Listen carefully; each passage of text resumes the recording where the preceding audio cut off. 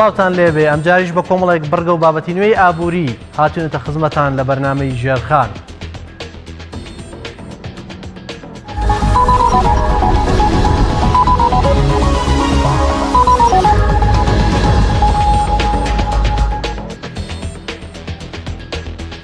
هەواڵەکان لە پەیمانگای نەوتی ئەمریکا و دەست پێەکەین بە پێی راپۆرتی پەیمانگای نەوتی ئەمریکی ئاماری نەوتی خەزنکراوی ئەمریکا کە چەند ڕۆژی ڕابردوو بڵاو کردەوە پێی ئامارەکانیش نەوتی خەزنکراو بە شێوەیەکی چاوەڕوان نەکراو زیادی کردووە لەگەڵ داکشانی ئاستی پاڵاوتن و بەرهەم و بەرزبوونەوەی ئاستی هاوردا. پەیمانگای نەوتی ئەمریکا ئەوەی ڕاگەیاندووە نەوتی خەزنکراوی ئەمریکا بە ڕێژەی 2.8 ملیۆن بەرمیل زیادی کردووە، ئەوەش بەرزترین ئاستی هەفتەیی لە مانگی حوزەیران کە پێشتر 511.4 ملیۆن بەرمیل بووە پێچەوانەی پێشبینیەکان. ئەوەشی ڕاگەیاندووە زیادبوونی نەوتی خەزنکراوی ئەمریکا گەیشتووەتە 788,000 بەرمیل بۆ 8.6 ملیۆن بەرمیلی ڕۆژانە. هەر بەپەی زانیاریەکانی پەیمانگای نەوتی ئەمریکا ئاستی پاڵاوتن دابەزیەوە بۆ 178,000 تەنی ڕۆژانە، ئەوەش دەڵێت بە ڕێژەی 1.8 ملیۆن بەرمیل ئاستی بەنزینی خەزنکراو بەرز بووەتەوە لە کۆگاکانی ئەمریکا.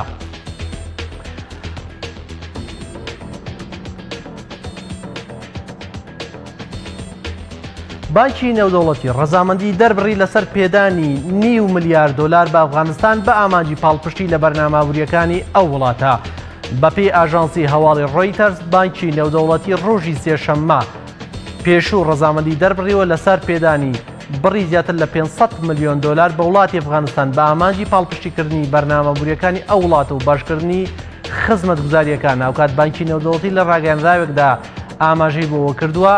ئەو پارەیە بە هاوکاری ئەفغانستان دەکات بۆ گەشەپێدانی کەرتی تایبەت و کەمکردنەوەی هەژاری و گەشەپێدانی ژێرخانی بەشک لە شارەکان، هاوکات فراوانکردنی تۆڕی کارەبا و چاکسازی لە ئاسایشی خۆراک و بینا و ڕێگاوبانەکان و دەرەوەی شارەکان.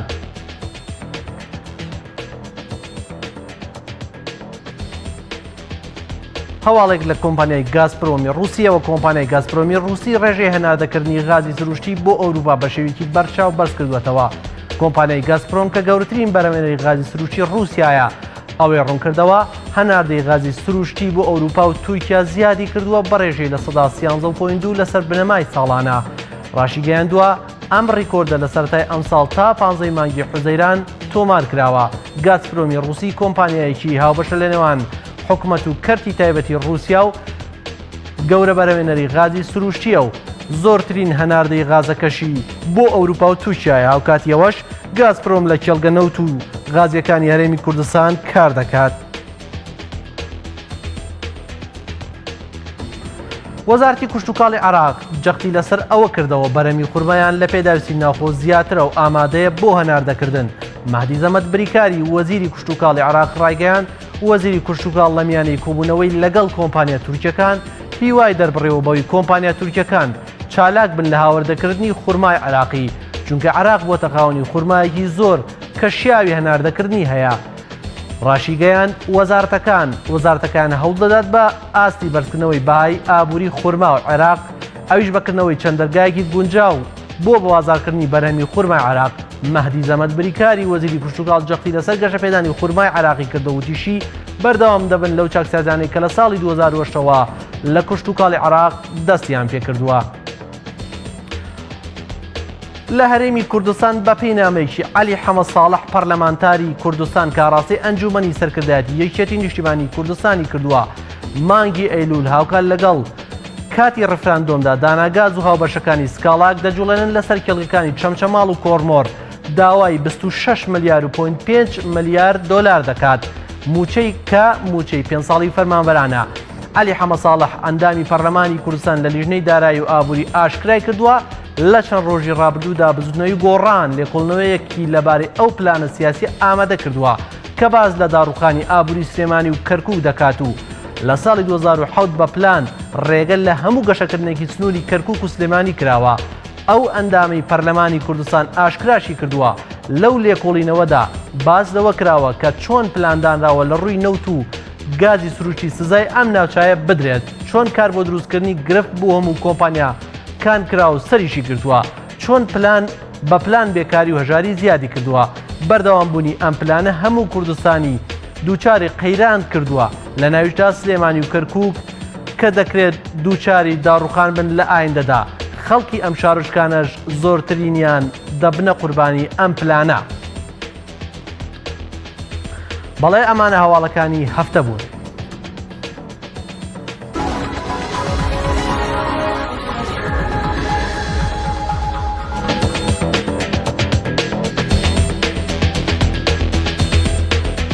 دەچینە بڕگەی جیاواز لە هەواڵ بۆ مانگی 5 ئارزووی خەڵک بۆ دابەزانی بەرنمەکانی ناو مۆبایل 330 ملیۆن خواستی تێپەڕ کردووە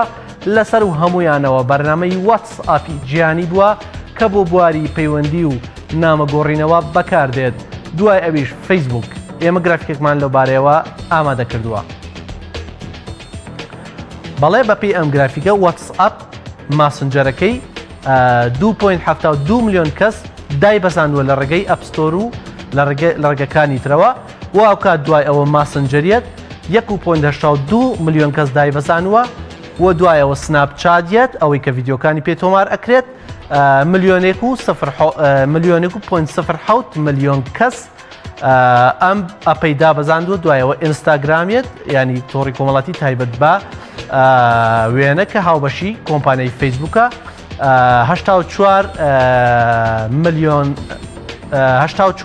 کەس دای بەزاندووە و فەیسبوکیت 73 ملیۆن کەس دای بەزاندووە و ببورن 73,000 کەس دای بەزانوە. سپۆتیفای میوزیک دێ 61,000 کەس دای بەزانوە. کراش ئەمە بەرنمەیەکی تایبەتە کە 46,000 کەس دای بەزانوە. ماڵپەڕی ئیبەی ماڵپەڕێکی تایبەتە بە کڕین و فرۆشن 34,000 کەس دای بەزانوە. ئەنجەستیس 31,000 کەس دای بەزانوە. ئەمازۆن شۆپینگ واتە ئەمازۆن تۆڕێکی ئینتەرنێتی بەرفراوانی بواری کڕین و فرۆشنە ئەویش 28,000 کەس لە سەرتاسەری جیهان دای بەزانوە. ئەمە بڕگەی جیاواز لە هەواڵ بوو.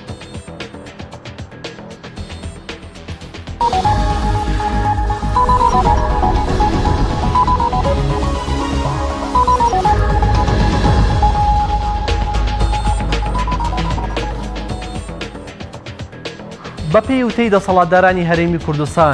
کوردستان بەرەو سەربەخۆی هەنگاو دەنێت، بەڵام باری ئابووری هەرێمی کوردستان زۆر سەختە. ئەمەش وای کردووە بەشێک لە هاوڵاتیان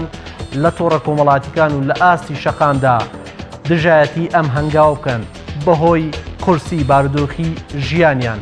بەڵێمە گرافیکمان لەسەر ئابووری هەرێمی کوردستان ئامادەکردووە پاشان میوانێکی زۆر بەڕێز لەگەڵمانە بێ بۆ تاوتوێکردنی ئەم تەوەرەی بەرنامەکەمان.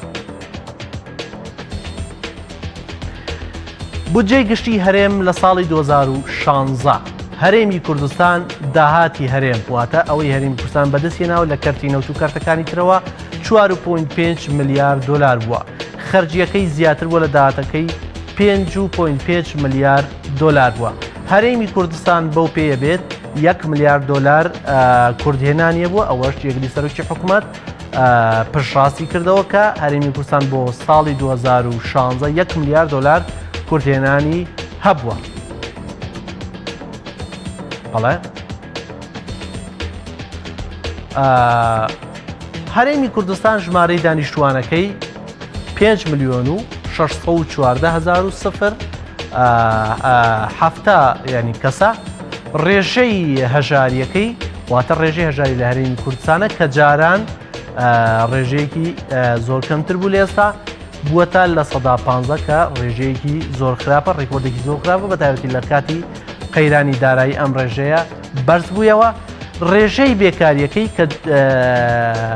پێش قەیرانی دارایی لە سلێمانی لە 3 بوو، لە هەولێر لە 7 بوو، لە دهۆک لە 9 بوواتە بەپێی پلەبەندی دهۆک پارێزگای دهۆک زۆرترین ڕێژەی بێکاریتیا بوو. پارێزگای هەولێر پلەی دووەمی بوو لە ئاستی بێکاریە. پارێزگای سلێمانی کەمترین ڕێژەی بێکاریتیا بوو بەپێی ئاستی پارێزگاکان. بەڵام ئێستا ڕێژەی بێکاری هەڵکشاوە بۆ 13.5 بەپێی دووەهەمین ئاماری دەستەی ئاماری هەرێمی کوردستان کە ڕووپێوی کردووە. لە هەرێمی کوردستانە خاوبوونەوەی بازرگانیمانەیە واتە کەرتی واتە بازرگانی کە کەرتێکی گرنگی ئابوووریە واتە بەشێکی گرنگە لە کەرتی ئابوووری یاریمی کوردستان لە ١٤ خاوبوونەوەی بەخۆ بینیوە واتە لە ١40 ئەم کەرتە ینی توانای گەشەی لە دەستداوە لەگەڵ ئەوەشدا خاوبوونەوەی گەشەی پیشەسازی لە هەرێمی کوردستان لە 50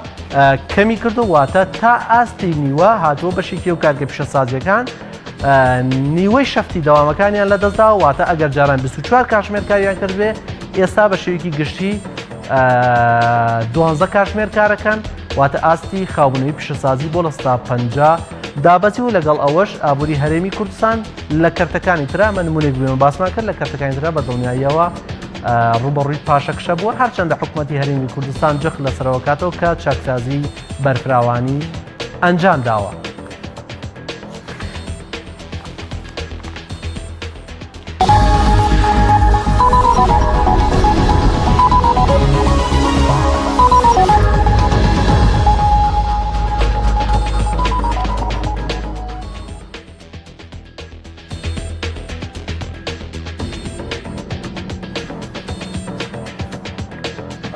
بەڵێ بەڕێزان دەچینە سەر بەرگەی نرخی دۆلار سەرەتای هەفتەی ڕابردوو نرخی دۆلار بە 124,900 دینار لەکردنەوەی بازاڕە دەستی پێکرد بەڵام کۆتایی هەفتە واتە پێش کۆتایی هەفتە بە 125,250 دینار کۆتایی هات نرخی 100 دۆلار ئێمە دەفستێ هەفتەی نرخی دۆلارمان ئامادەیە. نرخی دۆلار لە بازاڕەکانی کوردستانە ڕۆژی شەمە لەکردنەوەدا 100 دۆلار بەرامبەر بۆ بە 124,900 دینار. ڕۆژی یەکشەمە لەکردنەوەدا نرخی دۆلار بە 125,150 دینار بووە. نرخی بانکی ناوەندی 1190 دینار بوو بەرامبەر 1 دۆلار. بانکی ناوەندی خستنە ڕووی دۆلاری هەبوو کە 35,500,000 دۆلار بووە. ڕۆژی دووشەمە لەکردنەوەدا نرخی دۆلار لە بازاڕەکانی کوردستان 50 دینار کەمی کردو بووەتە 125,100 دینار. نرخی بانکی ناوەندی 1190 دینار بووە. بۆ هاوکات بانکی ناوەندی خستنە ڕووی دۆلاری زیاد کردووە بۆ 39 ملیۆن دۆلار. دەچینە سەر ڕۆژی سێشەممە. ڕۆژی سێشەمە لەکردنەوەدا نرخی دۆلار گەیشتووەتە 125,550 دینار واتە نرخی 100 دۆلار یەکسانەوە بە 125,550 دیناری عراقی. نرخی بانکی ناوەندی 1190 دینار بوو واتە بانکی ناوەندی 1 دۆلاری بە 1190 دینار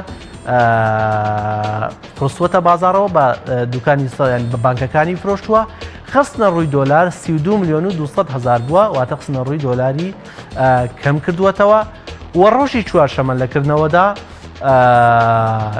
نرخی دۆلار 100 دۆلار بەرامبەر بۆ بە 124,650 دینار و نرخی بانکی ناوەندی بە سابتی ماوەتەوە. خستنە ڕووی دۆلار زیادی کردووە بووەتە 152,560,881 دۆلار. دەچینە کۆتا ڕۆژی هەفتە کە نرخی دۆلار بە بەرزبوونەوە بازاڕی بەجێهێشت کردنەوە لە ئاستی هەفتەیە کۆتا ڕۆژ بۆ نرخی دۆلار باش بوو کە 125,250 دینار بوو لەکردنەوەدا و نرخی بانکی ناوەندی 1190 بوو و ڕێژەی خستنە ڕووی دۆلار لای بانکی ناوەندی کەمی کرد بۆ 39,100,000 دینار واتە نرخی دۆلار لە 124,900 دینار دەستی پێکرد و بە 125,250 دینار بازاڕی بەجێهێشت. ئەمە نرخی دۆلار بوو هەفتەی ڕابردوو لە بازاڕەکانی کوردستان بە شێوەیەکی گشتی.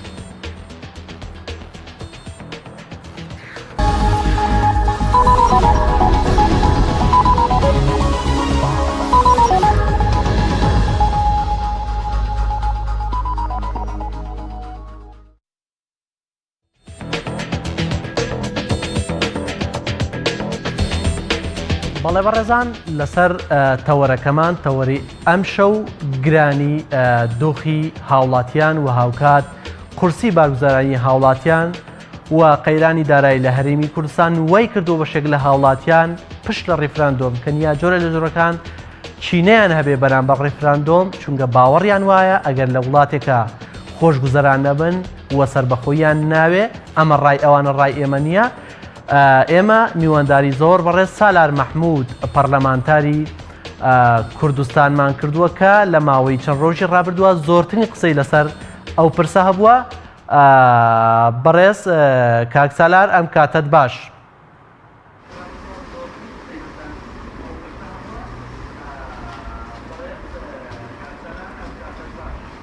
ئەم کاتتان باش هەر بژین. پێم خۆشە ینی خوێندنەوەی تۆ بەشێک لە هاوڵاتیان بەشەی گشتی ئەوەی ئەبینین لە تۆڕە کۆمەڵاتیەکان لە ئاسی شەقام ئەیبینین زۆر تووڕەن لە ڕیفراندۆم بەهۆی خراپی باری گوزەرانی هاوڵاتیان و هۆی قەیرانی دارایەوە. خوێندنەوەی تۆ بۆ ئەم پرسە چییە؟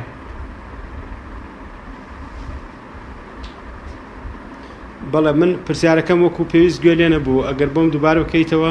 زۆر باشە دووبارەکەمەوە. بەشێک لە هاوڵاتیان بە شێوی گشتی ئەوەیە بینین لە تۆڕە کۆمەڵایەتیەکان و لە ئاستی شەقامیش لە سەرتاسەری هەرێمی کوردستانە نیگەرانن لە پرۆسەی ڕیفراندۆم یان جۆرە جۆرەکان پشت لە ڕیفراندۆمەکەن بەهۆی قەیرانی دارایی و بیانویان قەیرانی داراییە. ئایا خوێنەوەی تۆ پەرلەمانتارێک بۆ دۆخی قەیرانی دارایی بۆ ئەو کاردانەوەی بەڕامبەر ڕیفراندۆم بووە لە ئاسی دۆخی داراییە چییە؟ بەڵێ خەڵکی کوردستان لە ڕاستیدا واقعەکە و تابلۆکە وەکو خۆیە بینێ قەیرانی سیاسی دارایی قەیرانی کۆمەڵایەتیش و کۆمەڵە قەیران بە دوای قەیراندا حکوومەتی هەرێمی کوردستان بەسەر خەڵکی کوردستانی هێناوە. بە دڵنیاییەوە کاتی ماڵاوایکردن لە دەوڵەتی عێراق هاتووە دوای چەندین ساڵ لە چوارچێوەی عێراقێکی فیدراڵی دەستوریدا ئێمە نەمانتوانی مافە دەستوری و قانونی و نیشتیمانیەکانمان دەستە بەر بکەین. بوجە و موچەی خەڵکی کوردستان لە بەغداوە بڕا بەڵام لە هەرێمی کوردستاندا بە ناوی سربەخۆیی ئابووریەوە سیاسەتێک پەیڕەو کرا کە بووە مای بڕینی موچەی هاوڵاتیانی کوردستان و قەرزاری بەرامبەر بە کۆمپانیا نێودەوڵەتیەکان و بەرامبەر بە هاوڵاتیانی کوردستانیش لەلایەن حکوومەتەوە واتە بارگرانێکی زۆریان بۆ دروستکردن. خاڵی سێمەوەی پەیوەستە بە نیگەرانی خەڵکی کوردستانەوە سەبارەت بە پرسی ڕیفراندۆم تا ئێستاکە حزبە سیاسەکانی کوردستان دڵنیاییە نەداوەتە خەڵکی کوردستان ئایا ئەو ڕیفراندۆمە بە فعلی بۆ سەربەخۆیە واتە بە کردار ئێمە هەنگاو دەنێن بۆ سەربەخۆیی یان تەنها وەکو دروشمێکی سیاسی مامەڵەی لەگەڵدا دەکرێت بۆ پەردەپۆشکردنی کەم و کوڕیەکان. بە دڵنیاییەوە هەرێمی کوردستان بەرەو سەربەخۆیی هەنگاو دەنێ و بە کۆتای هاتنی شەڕی داعش زەمینەیەکی جیاوازتر بۆ کورد و کوردستان هاتوۆتە ئاراوە بەڵام بەم میکانیزمی مامەڵەکردنی حزبی سیاسی لەگەڵ دام و دەستگاکان لەگەڵ قوت و ژیانی هاوڵاتیان لەگەڵ بارودۆخەکە لەگەڵ پرسی دیموکراسی دەرخەری ئەوەیە ئەگەر فریان نەکەوین لە ڕاستیام تەجروبەیەش لەبار ئەچێ واتە هەرێمی کوردستان لە ڕۆخی هەرسێکی تردایە ڕاستە ئیدعای سەربەخۆیی و ڕیفراندۆم و بەرەو دەوڵەت دەکرێت بەڵام دەوڵەت پێویستی بە موسساتی دەوڵەتیە دەوڵەت پێویستی بە گیانی دەوڵەتداریە دەوڵەت پێویستی بە گەڕانەوەیە بۆ خەڵکی کوردستان گەڕانەوەیە بۆ مەرجعیەتی سیاسی و یاسایی لە کوردستانە کە پەرلەمانی کوردستانە و پەرلەمانی کوردستان دایکی دامەزراوەکانی تری کوردستانە و دەبێت پەرلەمانی کوردستان ببێتە دایکی دروستبوونی سەربەخۆیی لە کوردستانە. ئێمە بوونی پەرلەمانمان بۆ دوو مەسەلە ئەوێ یەکەم متمانە بگەڕێنێتەوە بۆ ناو حزبە سیاسیەکان دووەم متمانەی خەڵکی کوردستان بگەڕێنێتەوە و لە بەرامبەر ئەمەشدا چوارچێوە قانونیەکە بۆ پرسی سەربەخۆیی لە پەرلەمانەوە دروست بێ لەبەر خەڵکی کوردستان نەحەقیان نییە نیگەرانن لەو بارودۆخەیاتۆتە ئارەوە. من زیاتر پێم خۆشە لە ڕوانگە ئابوووریەکەەوە یان ئێستا ڕایەکی تریش دروست بە بڕوای وایە ئەگەر ئێمە دەوڵەتمانە بێ ئەتوانین ئەم ئاستەنگانەش تێپەڕکەین بە تایبەتی ئاستەنگی ئابووری و بەشێک لەوەی کێمە ئاستەنگی ئابووریمان هەیە قەیرانی داراییمان هەیە ئەوەی کێمە دەوڵەتمان نییە ئەم ڕایەژە ینی کاگوریان لە ڕاستیدا مەسەلەی دەوڵەت ئامانجێکی گەورەی خەڵکی کوردستانە ئەگەر حزبە سیاسیەکان بە جددیان بێ ڕازگۆ بن سەبارەت بەم پرسە خەڵکی کوردستان برسێتی تەحملەکە چونکە خەڵکی کوردستان بە خوێن قوربانی داوە بۆ سەربەخۆیی کوردستان یعنی ئێستا ئێمە ناکرێ دۆخەکە بە ئاراسەیەک بین لەبەرەوەی بارودۆخی ژیانی خەڵکی کوردستان ناسەقامگیرە لە ڕووی دارایی و بژێویەوە ئێمە هەڵ نەدەین بۆ سەربەخۆیی نەخێر ئەبێ ئێمە حزبە کوردستانیەکان ئیلزام بکەین بۆ هەنگاونانی فعلی بۆ سەربەخۆیی ئەمەش نەبێتە دروشمن و هەنگاونانی فعلی بۆ سەربەخۆیی دەبێت چی بکە دەبێت پرسی فرۆشتنی نەوت عقدە نەوتیەکان داهاتی نەوتی شەفاف بکرێ لەم ڕوانگەیەوە ئێمە دەتوانین گوزەرانی خەڵکی شاکەین ئەگەر تۆ دەوڵەتت دەبێت گیرفانی خۆت و هاوڵاتیەکانت دیار بێ گیرفانی هاوڵاتیەکان دیارە کە لە مانگێکە ڕوبع موچەیە گوەرەگرن بەڵام دیار نییە سەرکردایەتی حزبەکان دیار نییە وەزیرەکان دیار نییە پەرلەمانتارەکان دیار نییە سەرۆکی بەناو هەرێم دیار نییە سەرۆکی بەناو پەرلەمان دیار نییە بەناو سەرۆکی ئەنجومەنی دادوەری هەموو ئەمانەواتە ئێستا پلەبەندیەک لە ژیان و گوزەران دروست بووە پلەیەک لە زۆر باڵایە پلەیەک لە زۆر نزمە چینی ناوەڕاستیش نەماوە ئەمە کارەساتە گەورەکەیە خەڵکی کوردستان ئەگەر شەفاف بی لەگەڵی هەموو قوربانیەک ئەدا و ئەو قوربانیەش دراوە لە پێشووتردا واتە خەڵکی کوردستان زۆرتر لەم کارکتەرە سیاسیانە زۆرتر قوربانیان داوە بۆ سەربەخۆیی و لە ڕوانگە ئابوووریەکەشەوە خەڵکی کوردستان دەتوانێت قوربانی زیاتردا بەڵام دڵنیا بێت لەوەی کە سەرکردایەتی ئەم حزبانە ڕازگۆن و بەو دەلیلەی کە دەزانێت ئەم پرسە ڕازگۆیی و جدیەتی زۆرتری پێوە نیە کە نایەنە ژێرباری کاراکردنەوەی موئەسەسات و نایەنێت لە سای موئەسەساتی دەوڵەتیدا دەوڵەت دروست بکرێن زۆر بۆچوونێک هەیە کە باوەڕی وایە کە ئێستا هەرێمی کوردستان لە سەردەمی داڕزینی سیستەم و دامەزراوەکانیدایە بە تایبەتی سیستەمی ئابووریدایە کە تا ئێستا هێشتا ینی نەخەمڵی وام سیستەم بە شێوەیەکی گشتی تۆ ڕاچیە بەڵێ بە دڵنیایە ئێمە سیستەمێکی ئابووریمان نییە ئێمە لە ڕابردوشدا وەزارەتی دارایی و ئابووریمان هەبوو هەموو ساڵێک لە هاتنی بوجەشە مناقەشەی جەدوای ئابووری ئەم حکوومەتەمانە کرد شتێک نادرا بەدەستەوە تەنها پارە هاتە بەنقەکانەوە ئەکرا بە پرۆژە خەرج دەکرا وەکو ئێستش چۆن پارەی نەوت دەفرۆشرێت دێ هەر ئەوە ئەتوانن بەڵێن دەن بە خەڵک کە دەتوانن لە مانگێکا شتێک لە موچە بدەن بە هاوڵاتیانی کوردستان ئەی ژێرخانی ئابووری ئەی چۆن پلانتان چێ بۆ دانەوەی ئەو هەموو خەرزە ئەی کەرت و کشت و کاڵ چی لێکەن ئەی کەرتی کەشت و گوزار و پیشەسازی ئایا پلانی هەیە ئەم حکوومەتە نەخێر نیەتی حکوومەتی هەرێمی کوردستان لە ئێستادا ئەو بەڵێنانەی کە لە سەروەختی کابینەی هەشتم داوێتی بە هاوڵاتیان و بەراوردی کە لەگەڵ بارودۆخی ئێستا ئەگەر پەرلەمان کارابێ ئەم حکوومەتە دەبێت متمانەی لێوەربگیرێتەوە وەزیری سامانە سروشتیەکان نەک دەبێت متمانەی لێوەربگیرێتەوە دەبێت دادگایی بکرێت سەبارەت بەو عەقدانەی کردوێتی من شاهید حاڵی دوو خولی پەرلەمانی کوردستانم سەبارەت بە مەسەلەی داهات و عەقد لە کوردستانە ئاشتی هەورامی پێی دەگوتین کە پارەی نەوت لای حزبەکانە لە من مەپرسن لای من نییە پارەی نەوت بەڵام کاتێک خەڵکی کوردستان زەرەرمەندی بینی زەرەری بینی لە دەستی عەقدەکان ئەو کاتە ئێوە بۆتان هەیە من محاسبە بکەن و سزایەکی قورسیشی وت نامێت لەم تەلەڤیزیۆنەوە بیڵێم بەڵام مەسەلەی داناغاز پرسی دادگایەکەی لەندەن و ئەو هەموو قەرز و فەرزەی کە لەسەر ئەساسی کۆمپانیەکان بەسەر ئێمە داهاتووە ئەگەر پەرلەمان کارابێت ئاشتی هەورامی نەک دەبێت متمانەی لێوەربگیرێتەوە دەبێت سزای قورس بدرێ چونکە خەڵکی کوردستان و ئایندەی خەڵکی کوردستانی بەنادیاری هێشتوێتەوە و ئێستا کە ئێمە پێویستمان بەوەیە شۆڕشێکی مەدەنی بکەین بۆ خۆماڵیکردنی نەوتی کوردستان و لە دەستی خەڵکی نائەمین دەری بێنین و لە دەستی کۆمپانیا بیانیەکان دەری بێنین و تۆ بڕۆ سەیری هێزی دەستی کارکی کۆمپانیەکانی نەوت کە لە کوردستانە بزانە هێزی کاری بیانی زۆرترە هێزی کاری ناوخۆیی ئەمە دەلیلە بۆ ئەوەی کە تا ئێستاکە سامانی نەوت و پرۆسەی نەوتی لە کوردستاندا بە دامەزراوەی نەکراوە دامەزراوە بەڕێوەی نەبردووە ئێمە بەناو وەزارەتی سامانە سروشتەکانمان هەیە بەڵام ئەمە موئەسسە نییە ئەمە کەسێکە ئیدارەی دەدا و ناوەندی نفوز لە هەرێمی کوردستاندا پشتیوانی دەکاوە لەو ڕۆوە تا ئێستاکە نەبووە بە دامەزراوە پشت نەبەسراوە بە یاسای نەوت و غاژمارە 22 ساڵی 2007 پشت نەبەسراوە بە یاسای سندوقی داهاتە نەوتیەکان پشت نەبەسراوە بە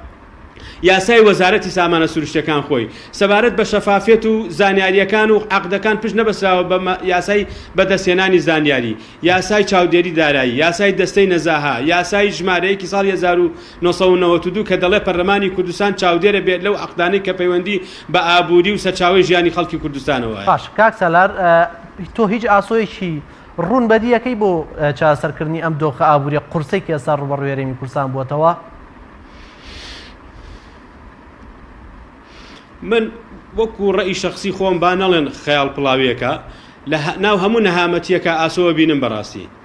چونکە بینم خەڵکی کوردستان نیگەرانە خەڵکی کوردستان لە بەرامبەر ناحەقەکاندا بێدەنگ نییە بەڵام دۆخێک دەرگیری هەرێمی کوردستانی کردووە بەدائیلەکان وەکو پێویست لەبەرچاونین وەکو دۆخەکە تەموو مژاویە واکو ئەوترێ خۆڵەمێشیە و بارودۆخەکە نەیڕێوێتەوە بەڵام ئەم مۆدێلە لە حکومڕانی و ئەوانەی ئەم بارودۆخیان بەسەر هەمومانە هێناوە ئێمەشیان بە جۆرێک لە جۆرەکان ئیحراج کردووە مێژوو لەیان قبوڵ ناکە لە ڕاستیان و هیچ نەبێت سەروەریەکیان بۆ نامێنێتەوە کاتێ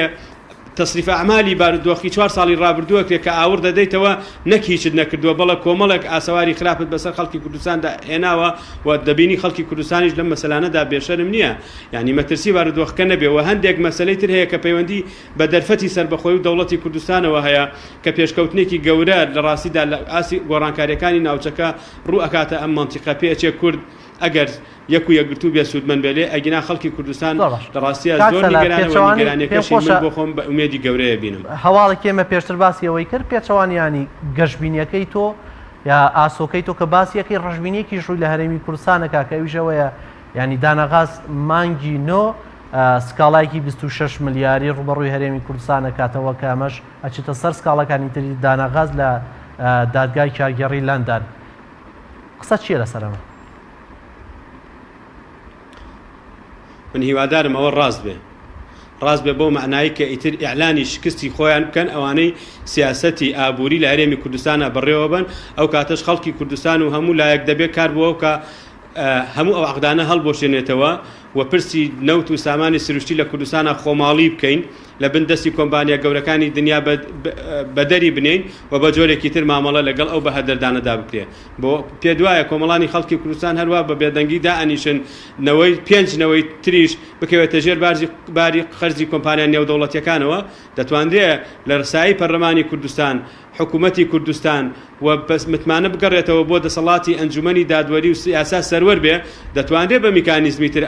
ئەم بابەتە هەڵبۆشێنرێتەوە بەڵام ئەوانەی کۆنتراکتەکەیان کردووە ئەوانەی عەقدەکەیان کردووە ناتوان هەڵیوەشێنەوە ناتوان لەژێر بەرپرسیارەتی بێتە دەرەوە ئەگەنا دووسبەی ئەگەر بارودۆخەکە بۆ جۆرە کەوتەوە خەڵکی کوردستان بە دائیلی تری زۆرە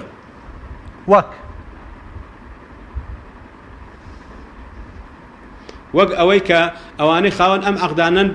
بدرێنە دادگا و هەرێمی کوردستان لە حکوومەتی ئایندەدا ملزەم نەبێ بەو پرۆسەی کە بەو جۆرە ئەنجام درراوە و ناکرێ قوتی خەڵکی کوردستان کە میلەتێکە جینۆسایدی داوە قوربانی داوە لە سایی بەڕێوەبردنێکی خراپی سیاسەتی نەوتیەوە ئێمە نەوەکانی داهاتومان بە بەرچاوەوە هەموو قەرزار بن بەڵێ ئەتوانرێ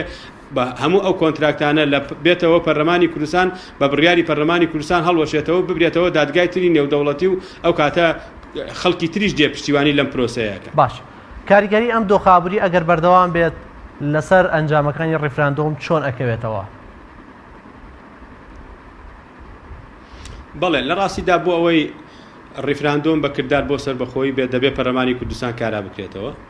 و ئێمە لەگەڵ ئەوەین پەرلەمانی کوردستان بەم ستافی ئێستەوە کارا بکرێتەوە و مەلەفەکانی نەوت و داهات بێتەوە پەرلەمانی کوردستان و چارەسەرێک بۆ پرسی سەرۆکایەتی هەرێمدا بنرین و سیستەمەکە بکرێتەوە پەرلەمانی و ئەقرار بکرێ بەوەی کە نەخشە ڕێگایەکی تازە دابدرێ بۆ سەربەخۆیی کوردستان و ناوچە کوردستانەکانی دەرەوەی هەرێمی کوردستان بەشداری تیا بکرێ و ڕوئیایەک بدەینە خەڵکی کوردستان ئێمە لەگەڵ عێراقی ئیتیحادیدا ئیتکاتی ماڵئاواییکردن هاتووە واتە شتێک نابێ بمێنێتەوە بە ناوی عێراقی بوون لەم هەرێمی کوردستانە واتە نابێ ئێمە چیتر بڕوا بە عێراق چێتی بێنینەوە و لەو ڕوانگەیە کە ئێمە لە سایەی دەستوری فیدراڵی عێراقدا مەکاسیبە نیشتیمانی نەتەوەیەکان لە ڕووی خاک و لە ڕووی دیموکراسیەوە بەدەستمان نێنا عێراق ئێستا خۆی بە تەواوەتی لە ڕووی دابەشبوونەوە دابەش بووە و عێراقێکی عەرەبی کە شیعە هیچ ڕەحم بە سونە نەکا خاک جوگرافیەکەی داگیر کە هەموو هاوڵاتیەکانی بەدەر بنێ لە نیشتیمانەکە بەدەری بکە هیچ خێروبێرێکی ئەم دەوڵەتە مەزهبێ بۆ خەڵکی کوردستان نابێت لەو ڕۆ ئێمە ئەبێ ئەقرار بکەین کە کۆتایی بۆ بهێندێ بەڵام فشار هەبێ فشاری مەدەنی هەبێ فشاری سیاسی هەبێ پارتی بێنرێنە ژێر باری چارەسەرکردنی مەسەلەی پەرلەمان و لەوێ ئەقرار بکرێ بۆ ئەوەی ئاڵوگۆڕ لە حکوومەتدا بکرێ و ئەو یاسایانەی کە پێویستی بە هەموارکردنەوەی هەمواری بکەین و دەستور ئەقرار بکەین و هەنگ بنەمای فعلی دابنرێن بۆ سەربەخۆی کوردستان ئایا ئیمکان هەیە ئێمە بەم میکانیزمەوە بچینە و هەڵبژاردننی خولی پێنجەمی پەرلەمانی کوردستانەوە بە دڵنیاییەوە ئیمکان نییە و دەتوانرێت ئێمە سیغەیەکی تر بدۆزینەوە تا ئەگەینە هەڵبژاردن ئێمە هەوڵ بدەین هەڵبژاردن بکرێ بۆ سەربەخۆیی کوردستان و ئەو کاتە ئێمە انتخابات نەکەین بۆ پەرلەمانی ئەقلیم بەڵکو بۆ پەرلەمانی فیدراڵی هەرێمی دەوڵەتی کوردستان بکەین ئەو کاتە هەڵبژاردن بۆ سەرۆکی کوردستان بکەین نەک بۆ سەرۆکی هەرێم لەو ڕۆوە بەڵێ ئێمە کاتمان لە بەردەستا ماوە بەڵام کاتەکان کە من هیوادارم بە تایبەتی من ئەندامی یەکێتی نیشتیمانی کوردستانم پەرلەمانتاری یەکێتی نیشتیمانی کوردستانم داواکەم بە هیچ جۆرێ سەرکردایەتی یەکێتی نەچێتە ژێرباری پرۆسەی ریفراندۆم لە 25 نۆدا بەبێ کاراکردنەوەی پەرلەمان چونکە لە ڕووی یاساییەوە چونکە لە ڕووی شەرعیەوە لە ڕووی یەکریزی نیشتیمانیەوە ئەم پرۆسەیە سەرکەوتوو نابێ هیوادارین لەمە زیاتر خەڵکی کوردستان لەسەر ئەم پرۆسە جوانە ئەم ئامانجە مێژوویە ئەم ئامانجە پیرۆزەی دەوڵەتی کوردستان کە هەر ئەتوانم بڵم لە ڕابردوودا بەس خەون بووە ئێستا بۆتە کردەیەکی حەقیقی بۆتە گفتوگۆ لە نێوان کۆمەلگای نێودەوڵەتی و وڵاتانی ئەقلیمی بۆتە ئەوەی ئایا ئەم کورد دەبێتە دەوڵەت یان نابێتە دەوڵەت فۆرمی دەوڵەتەکە چۆنە بێ یا چۆن نابێ ئێمە لەگەڵ ڕۆژاوای کوردستان ئەبینە یەک دەوڵەت یان دوو دەوڵەتی دراوسی یەک نیشتیمانە بین هەموو ئەمانە هیوادارم حزبە کوردستانیەکان بە گیانی مەسئولیەتەوە بڕوانە ئەم پرسە ئەمە پرسێکە پەیوەستە بە 100 ساڵی خوێن و خیتابی ئێمە لە چاڵدێرانەوە لە 514ەوە ئێمە مەسەلەی سربەخۆی لە کایەکایە ئێستا کە هاتۆتە پێش نابێ بۆ ململانی حزبی نابێ بۆ کورسی نابێ بۆ مەکسەبی شخصی نابێ بۆ شخصی مەکسەبی هیچ بنەماڵەیەک ئەم بابەتە لەبار ببرێ ئەبێ خوێنی شەیدەکان لە بەرچاو بگرین ماندووبوونی خەڵکی کوردستان لە بەرچاو بگرین زەحمەتی ئەم گەلەی ئێمە لە بەرچاو بگرین ئەمە ئامانەتە ئەمە مڵکی هیچ کەسێک نییە هیچ حزبێک نییە هی کۆمەڵی ئیسلامی نییە هی پارتی نییە هی یەکێتی نییە هی گۆڕان نییە هی یەکگرتو نییە هیچ سەرکردەیەکی ئێستا نییە ئێمە شێخ سەعیدی پیرانمان لە دەستدا بۆ سەربەخۆی کوردستان قازی محەممەدمان لە دەستدا شێخ مەحموودی مەلیکمان لە دەستدا بۆیە هیچ سەرکردەیەک لە ئێستادا لەو ئاسەدا نییە یعنی وابزانێت لەسەر شانوباڵی ئەو دەوڵەت دروستە بێت لەسەر شانوباڵی شەیدەکان دەوڵەت دروستە بێ لەسەر شانوباڵی ئەنفال و کیمیاباران ئەگەر دەوڵەت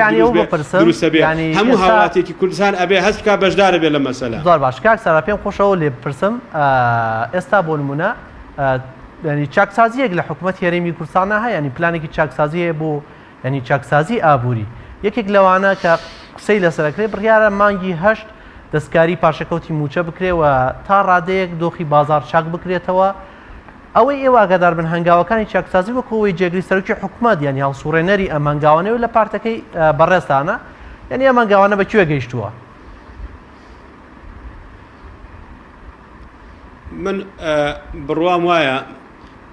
هەنگاوی چاکسازی لە حکوومەتی هەرێمی کوردستانە سەرکەوتوو نابێت لەم کابینەیە ئەم کابینەیە کابینەیەکی تەوافقی بوو کابینەیەک بوو ململانەی سیاسی بە تەواوەتی چڕ بووەوە و ماوەیەکی کەم توانرا پێکەوە کار بکرێت بۆیە ئێستا نە ئەنجومەنی وەزیران بە فعلی ئەنجومەنی وەزیرانە نە پەرلەمانێکەیە چاودێری ئەدا و هەوسوکەوتی حکوومەت بکە هەر حکوومەتێک لە دنیادا پەرلەمانی لە پشت نەبێت سەرکەوت حزبێکی سەرکەوتون ینی حکوومەتێکی سەرکەوتون نییە پرۆژەی چاکسازی هیچ سەرکەوتو نابێت چونکە ئەم حکوومەتەی ئێمە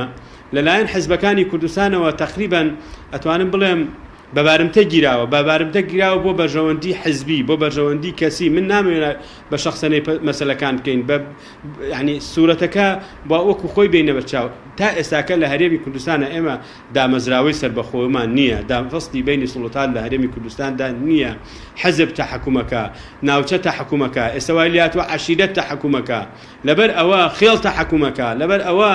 مؤسسە نییە ئەو کاتێک بوو بە مؤسسە ئەنجا ئەتوانین قسە لەسەر چاکسازی و ئیسلاحات بکەین و ئیسلاحات لە کێوە دەست پێ بکە کاتێک من ئیعلانی ئیسلاحاتکەم ئەبێ لە خۆمەوە دەست پێ بکەم لە دەوروبەرەکەمەوە دەست پێ بکەم و ئەبێ شەفاف بم بۆ خەڵکەکەم بۆەوەی پشتیوانی خەڵکی کوردستان بەدەست بێنم بەڵام ئەمڕۆ حکوومەت لە دۆڵێکە بەداخەوە خەڵکی کوردستان لە دۆڵێکە حکوومەت لە دۆڵێکە پەرلەمانەکە لە دۆڵێکە لە کاتێکە لە دنیاە نەبووە حکوومەتێک بێباک بێ پەرلەمانەکەی پەک بخرێ و ئەو بەشێک بێ لە پەخستنی ینی دڵخۆش بێ بەوەی حکوومەت پەرلەمانەکە پەکراوە لەبەر ئەوە هەر حکوومەتێکی دیموکراسی لە دنیادا قەت ڕازی نییە بەوەی کە چاودێری نەکرێ ئەوە حکوومەتە ستەمکانەکانن ئەوە حکوومەتانن کە فێڵ لە خەڵکەکەن پیان باشە و پیان خۆشە پەرلەمانیان نەبێەوە بە کەیفی خۆیان پارە وەرگرن خەرچکەن ئەیخەن پارە دەخەنە چ بانقێکەوە بانقەکە لە بەرژەوەندی کێیە یعنی من ئێستا پرسیارەکەم بانقی کوردستان لەکوێ بتوانین ئێمە چاودێری بکەین بانقێکی ئەهلیە هەموو پارەی حکوومەتی ئەچێتە بەردەست بانکی مرکزی حکومی هەیە چەندین بانقی جیاجای تری ئەهلی هەیە 2 ساڵە 3 ساڵ ئێمە هاوارەکەین بەس هەوڵدەن یەک بڕیار بدەن پارەی هەرێمی کوردستان پارەی فرۆشراوی نەوت لە بانقی کوردستان دەربێن بیخەنە بانقێکی ترەوە لە $100 8,000 دینار بۆ خەڵکی کوردستان ئەگەڕێتەوە باشە ئەمە بۆ ناکەن ئەم بڕیارە بۆ نادرێت بۆ بەڕوونی ناڵێن باقی چییە بۆ نادرێت بۆ بەڕوونی ناڵێن ئەم باقی چییە و ینی دیارە بەڵێ بەڵێ ینی بۆ بەڕوونی ئەمە ئاشکرا ناکەن بۆ خەڵکی بەڵێ دیارە لە ڕاستیدا دیارە هیکەیە کۆمپانیایەکی ئەهلیە و لە هەولێرە و لە ڕاستیشا قۆرخکارە و لەو ڕۆوە ئێمە پێمان وایە هەر ئەمە نییە بۆ نمونە لەسەر سەبارەت پرسێکی تر ئاماژە پێ بکەین بۆچی ڕێگە نادەن لە کوردستانە پاڵاوگە بکرێتەوە یان لە گەرمیان لە شوێنەکانی تری دەوروبەری چەمچەماڵ و لە خانەقین ئێمە لە یەکەم مەسفای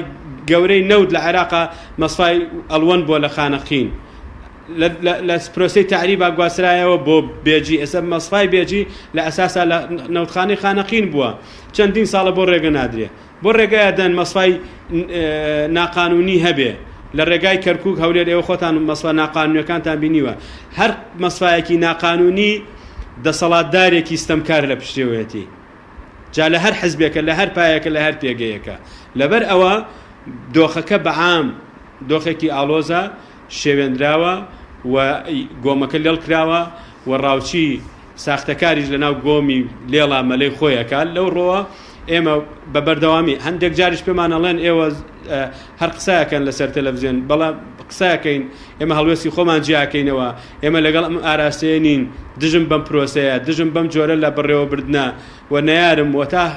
بۆم بکرێت دەنگی خۆم بەرزەکەمەوە بۆ پشتیوانی خەڵکی کوردستان و بۆ ئەوەی خەڵکی کوردستان وشیارتر بێ بۆ ئەوەی لە ئایندەیە ئێمە بەم جۆرەوە خەڵکەکانی ئێمە بەم جۆرە بە مناڵەکانمان بەم جۆرە لە سایه حکومڕانێکی بەم جۆرە ژیان نەبەنە سەر بەڵکو چاکسازی فعلی بکرێ حکومڕانێکی دیموکراسی هەبێ شایستە بێ بە خوێنی شەهیدەکانمان شایستە بێ بە قوربانی گەلی کوردستان و ئەوانەشی لە ناو پارتین یەکێتین گۆڕانن کۆمەڵن ئەوانەی خەباتی شاخیان هەیە ئەوانەی تەمەنی خۆیان بۆ ئازادی کوردستان بردۆسەر سیرێکی بارودۆخەکە بکەن خەڵکی کوردستان حی عەلە سەڵان ناڕازیە و جۆرێک لە جۆرەکان بەشێکی زۆریشی ئێستا گاڵتەی بە پرسی ڕیفراندۆم دێ بۆ چونکە ئەزانێ نیەتی فعلی نییە لە بەرامبەر ئەم بابەتە و نیەتە فعلیەکە پیشان نەدراوە هیوادارین بە کاراکردنەوەی پەرلەمان بە ڕووناکی خستنە سەر ناشەفافیەکان بە هەنگاوی فعلینان بۆ پرسی سەربەخۆیی کوردستان متمانە بگەڕێتەوە دەست لە ناو دەست بەرەو ئایندەیەکی باشتر هەنگاو بنین. زۆر سپاس بۆ بەڕێز سالار مەحموود پەرلەمانتاری کوردستان کە تام ساتە لەگەڵمان بووی سپاس بۆ بەشداریکردنت.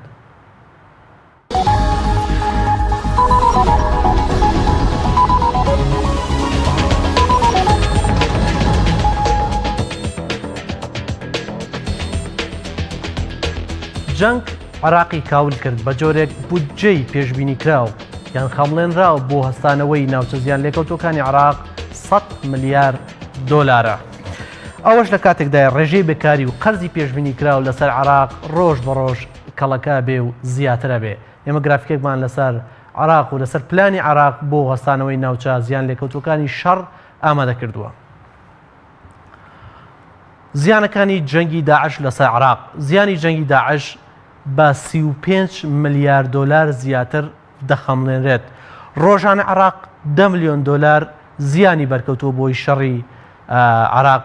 لەگەڵ داعشەوە واتە بۆ یە وێرشانی کە داعش کردوتە ناوچە سنوورەکان و دواتر سوپای عێراق هێرشی کردوتە سەر ئەو ناوچەوەنە و بۆ گرتنەوەی. تێچووی سەربازی لە عێراق تەنها لە ماوەی شەڕی داعشەواتە لە ماوەی 2 ساڵ زیاتر لە 2 ساڵی ڕابردووە 25 ملیار دۆلار بۆ ئەویش بەشێکی زۆری لە حەشدی شەعبی و سوپای عێراق و بودجەی پۆلیسە تەرخان کراوە. ئەم ڕێژەیەواتە 35 ملیار دۆلارەکە لە ئاستی کۆبەرهەمی خۆماڵی کە دای بەزانووە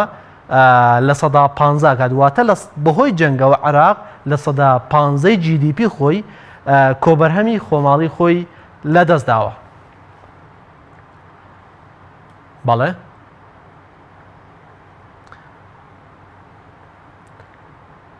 گەشەپێدانی ژێرخانی ناوچە زیان لێکەوتەکانی عێراق بەپێی بڕیاری وەزارەتی پلاندانانی عێراق کە هاوکات ئەنجومەنی وەزیرانی عێراقیش موافقەتی لەسەر کردووە عێراق پلانێکی داناوە بۆ گەشەپێدانی ژێرخانی ناوچە زیان لێکەوتوەکان و عێراق بڕی بودجێ پێشنیارکراوی 100 ملیار دۆلارەواتە 100 ملیار دۆلاری داناوە کە لە ماوەی 10 ساڵدا ئەم 100 ملیارە بۆ ناوچە زیان لێکەوتوەکان خەرج بکە. قۆناغی یەکەمی سەر خەرجکردنی بودجەکە لە ساڵی 2010ەوە بۆ 2022 دەست پێکە. قۆناغی دووەمیشی لە 2022 بۆ 2028 دەست پێکات دواتە عێراق لە ماوەی 2010 تا 2028 ئەوێ شێرخانی ناوچە زیان لێکەوتوەکان ئەوانەی داعش کاولکاری تێدا ئەنجامداون بینا و باڵەخانەکانی ڕوخاندووە شەقامەکانی تێکداوە کارەبا و شوێنە گشتیەکانی تووشی وێرانکردنی بەسرایەناون ئاوەدانیان کاتەوە. عێراق لە دوو ڕۆوە ینی ئەوێن پارێ بەدەست بێنەوەتە ئەم 100 ملیارە بەدەست بێنێ سەرچاوی پاردانی یەکەمی بودجێی گشتی وڵاتەوەتە ساڵانە بودجێکی تایبەت تەرخانەکات بۆ ئەوەی کە ئەم 100 ملیارە لە 2010 تا 2028 خرج بکە و هاوکات بەنیازە لە دامەزراوە نێودەوڵەتەکان لەوانە بانکی نێودەوڵەتی سندوقی دراوی نێودەوڵەتی قەرزی بۆ بکات. ئامانجی عێراق لەم پرۆسەیە بنیانانەوەی ژێرخانی کۆمەڵایەتی و ئابووری ناوچە زیان لێکەوتوەکانە و هاوکات دروستکردنەوەی بینایە و بنیانانەوەی قوتابخانە و شوێنە پەروەردەیەکانە و هاوکات دروستکردنەوەی سیستەمی گواستنەوەی ناوچۆ زیان لێکەوتوەکانە لەگەڵ تۆڕی کارەبا و هاوکات ئەو ناوچە نەوتیانی کە بەهۆی ئەمە بەتایبەتی لە مووسڵە زیانیان بەرکەوتووە گەمینین گەورەترین پاڵەوگەی عێراق لە مووسڵ بوو. ئەوە بەهۆی شەڕی داعشەوە ئێستا کار ناکات بۆی عێراق بە ناچاری پەناهێناوە بۆ هەرێمی کوردستان لە هەرێمی کوردستان پاڵەوگەکان نەوت بۆ ناوچە زیان لێکەوتوەکان دەپاڵەون کە بڕەکەی 47,000 بەرمیل لە ڕۆژانە لە کەرکووکەوە بۆ ئەم پاڵەوگەیە ئەڕوات. کاریگەری جەنگ لەسەر ئابووری عێراق دووەمین ناوچەی زیانمەندی جەنگە لە جیهاتە لە ئاسی گیانە عێراق دووەمین ناوچەیە کە بەهۆی جەنگەوە زیانی بەرکەوتوێ. تێچووی سەربازی عێراق لە 23 زیادی کردووە. هەژاری لە عێراق گەیشتووەتە لە 30 بەڕاستی ڕێژەیەکی مەترسیدارە بە عێراق. بێکاریەکەی لە 16 بەراورد بە هەرێمی کوردستان عێراق زیاترە هەرێمی کوردستان لە 13.5 وەکو لە چارتی پێشویانمە باسمان کرد بەڵام عێراق لە 16 هەرچەنە هەرێمی کوردستانیش ینی بەهۆی شەڕی داعشەوە زیانی زۆری بەرکەوت. دابەزینی یەدەگی بیانی عێراق 42 میلیارد دلار یەدەگی بیانی نەختینەی خۆی لە بانک لە دەستدا ئەواتە ئەم پارەیە دەرهێنراوە بۆ خەرج کراوە بۆ قەرەبووکردنەوەی شەڕ واتە بۆ تێچووی سەربازی و تێچووەکانی ترکە لە شەڕە عێراق بەکاری هێناوە کە ئەمەش 9 میلیارد دلارەکە لە ماوەی ساڵانە 9 میلیارد دلاری بەهۆی یەدەگی بیانی دابەزیوە بەهۆی شەڕەوە. عێراق ئێستا قەرزێکی زۆری لەسەر کەڵەکە بووە کە 110 میلیارد دلارە 46 میلیاری ناوخۆییە و 64 میلیاری بیانیە. قەرزی پێشبینیکرا بۆ 2007 جگە لەم 110 میلیارە 7.7 میلیارد دلارە واتە 7 میلیار و 7 میلیۆن دلار دەکات.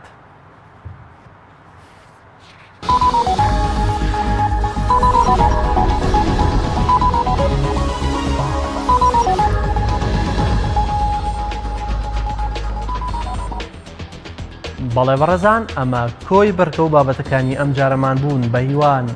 سوودتان لێوەرگرت بێت تا بەرنامەیەکی ترخواتان لەگەڵ و کوردستانمان هەر ئاوەدان بێت.